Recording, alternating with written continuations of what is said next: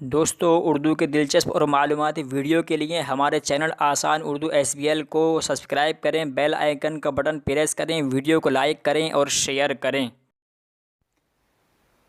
नाज़रीन इकराम, अस्सलामु अलैकुम। उम्मीद करता हूँ आप खैरियत से होंगे।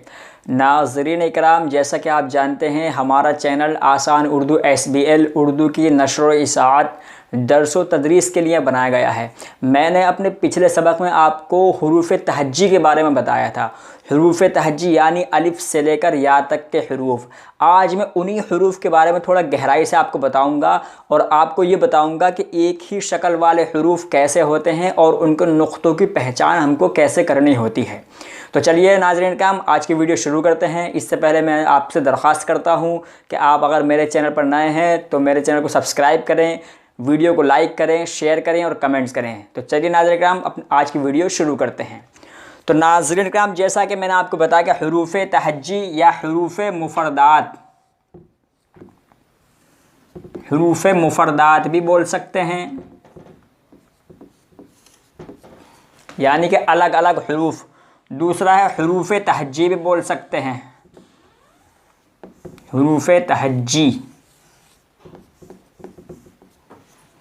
आज मैं इन्हीं के बारे में आपको बताऊंगा कि हुरूफ़ तहज्जी और हुरूफ़ मुफरदात यानी अलग अलग हुरूफ़ में एक ही शक्ल वाले हुरूफ़ कैसे होते हैं। तो मान लीजिए आज हम एक शक्ल को लेकर चलते हैं। वो शक्ल है आपकी ये शक्ल है आपकी। अब इस शक्ल से कितने हुरूफ़ बन जाएंगे, इस शक्ल से ही हम नुक्तों की पहचान हम किस तरह करेंगे, मैं आज आपको ये बताऊंगा। तो मान लीजिए हमने ये शक्ल बना दी। अभी इस पर कोई ये हुरूफ़ नहीं है, कोई इसकी शक्ल हमको पहचान नहीं आ रही। इस लफ्ज़ को हमें अभी समझ में नहीं आ रहा क्या लिखा हुआ है। अगर हम इसके नीचे हम एक नुक्ता लगा देते हैं तो ये बा हो जाता है। नाज़रीन का आप गौर से इसको देखते रहिए, ये बा हो जाता है। अगर हम ये एक नुक्ता मिटाकर इसी के नीचे अगर ये 3 नुक्ते बना देते हैं तो ये पा हो जाता है। मतलब शक्ल एक ही है, सिर्फ नुक्तों की हमें पहचान करनी होती है। चलिए, अब ये 3 नुक्ते मिटाकर हम इसके ऊपर अगर ये 2 नुक्ते लगा देते हैं तो ये ता बन जाता है। शक्ल वही है, नुक्तों की फ़र्क की वजह से हुरूफ़ की आवाज़ और तब्दील हो रहा है। अब ये हम 2 नुक्ते लगा दिए तो ये ता बन गया या ते बन गया। इसी को 2 नुक्तों को हम अगर मिटा देते हैं, इसके ऊपर अगर हम 3 नुक्ते लगा देते हैं तो ये से बन जाएगा या सा बन जाएगा। अब ये एक ही शक्ल है और नुक्तों से अलग अलग इसकी आवाज़ और इसके तलफ़्फ़ुज़ की अदायगी हो रही है और नुक्तों की वजह से ही हमें इसकी पहचान भी हो रही है। हमने ये 3 नुक्ते भी हटा दिए।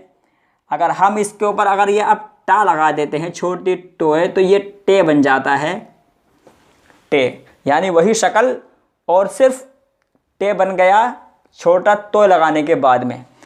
चलिए, तो इस एक ही शक्ल से नाज़रीन किराम कितने हुरूफ़ बन गए? बा बन गया,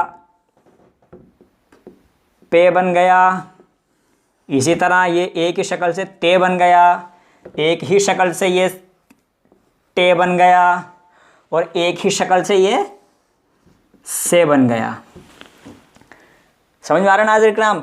तो ये 1 2 3 4 5 हुरूफ़ एक ही शक्ल के हो गए। अब मान लीजिए एक ही शक्ल का इसमें एक हुरूफ़ और होता है जिसको हम फे बोलते हैं। उसकी शक्ल एक है, उसकी भी शक्ल यही है, लेकिन अगर उसको हम थोड़ा सा यहाँ से उसको गोल करना पड़ता है और उसके ऊपर एक नुक्ता लगाना पड़ता है तो ये फे हो जाता है। यानी इन सब की शक्ल एक ही है और ये फे हो गया, ये बे हो गया, ये से हो गया, ये पे हो गया। 3 नुक्ते ऊपर हैं तो ये से है, 3 नुक्ते नीचे हैं तो ये पे है, 2 नुक्ते ऊपर हैं तो ये ते है, 1 नुक्ता इसके नीचे है तो ये बे है। तो नाज़रीन इकराम, मैं आपको बहुत अच्छी तरह से ये बता रहा हूँ कि शक्ल तो एक ही है, लेकिन सिर्फ नुक्तों की बुनियाद पर, नुक्तों की पहचान की वजह से इनकी आवाज़ और इनके तलफ़्फ़ुज़ में अलग अलग फ़र्क होता चला जाता है। अब मान लीजिए यही शक्ल है, यही शक्ल है, इन सब की शक्ल के बारे में यही शक्ल है। अब आप सोच रहे होंगे इस शक्ल का तो कोई हर्फ बचा नहीं, अब ये कहाँ से आएगा? तो मान लीजिए हम इसको थोड़ा सा यहाँ से बढ़ा देते हैं और इसको यहाँ से लगा देते हैं तो ये काफ हो जाता है। काफ की आधी शक्ल अलिफ बे काफ की आधी शक्ल जो होती है बे पे ते के साथ ही जैसी होती है।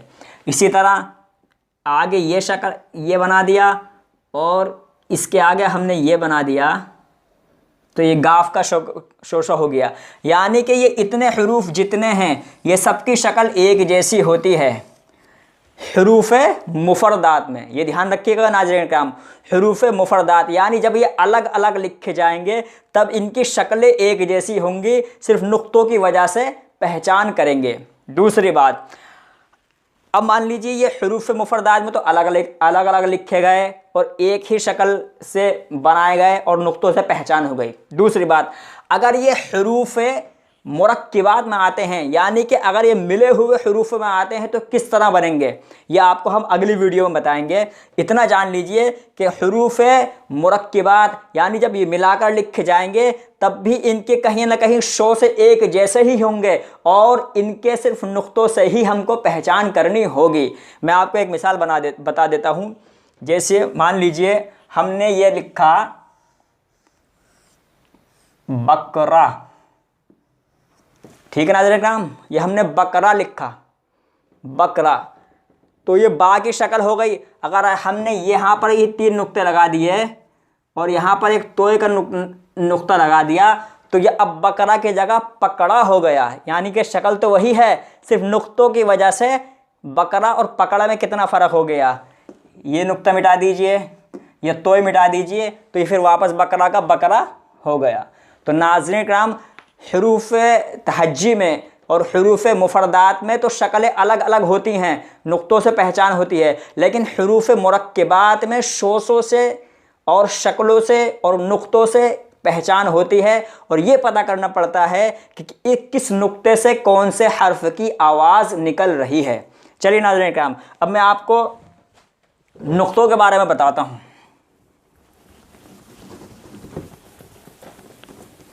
नुक्तों के बारे में आपको मैं बताता हूँ, नुक्तों का फ़र्क करके बताता हूँ नुक्ते क्या होते हैं। क्योंकि जैसे हिंदी इंग्लिश उसमें मात्राएं और स्पेलिंग का फ़र्क होता है, उर्दू में उसी तरह नुक्तों का फ़र्क होता है। मान लीजिए ये जो लाइन है ये हमारी है हुरूफ की लाइन। मान लीजिए ये जो लाइन है ये हमारी हुरूफ की लाइन है। यहाँ पर 1 नुक्ता, 3 नुक्ते, 2 नुक्ते ऊपर, 3 नुक्ते ऊपर, इसी तरह 1 नुक्ता ऊपर। तो नाज़रीन किराम, ये 1 नुक्ता बे में आ जाएगा, 1 नुक्ता नीचे जीम में आ जाएगा, 1 नुक्ता नीचे बे और जीम के अलावा किसी तीसरे हर्फ में नहीं आएगा। इसी तरह 3 नुक्ते पे के हैं, ये 3 नुक्ते आप पे में आ जाएंगे और चे में आ जाएंगे। इसके अलावा 3 नुक्ते पे और चे के अलावा किसी हुरूफ में नहीं आएंगे।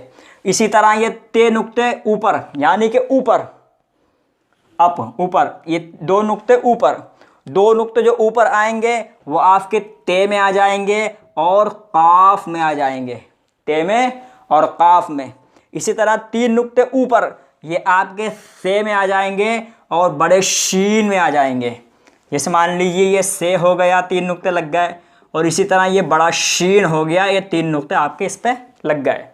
इसी तरह 1 नुक्ता ऊपर सबसे ज़्यादा जो इस्तेमाल होता है नाज़रीन इकराम, वो 1 नुक्ते का ऊपर वाले के इस्तेमाल होता है, क्योंकि सबसे ज़्यादा हर्फों में ये नुक्ता आपको देखने को मिलेगा। मान लीजिए 1 नुक्ता ऊपर है, ये आपके जाल में आ जाएगा, ये जे में भी आपके आ जाएगा, ये आपके ज़वाद में भी आ जाएगा, ये आपके ज़ोए में भी 1 नुक्ता ऊपर हो जाएगा, ये आपकी गैन में भी 1 नुक्ता ऊपर हो जाएगा, ये आपके फ़ा में भी 1 नुक्ता ऊपर होगा। सबसे ज़्यादा जो ऊपर नुक्ता होता है 1 नुक्ता, सबसे ज़्यादा 1 नुक्ता जो ऊपर होता है सबसे ज़्यादा हर्फों में वो इस्तेमाल होता है। इसी तरह खे में भी 1 नुक्ता ऊपर इस्तेमाल हो रहा है,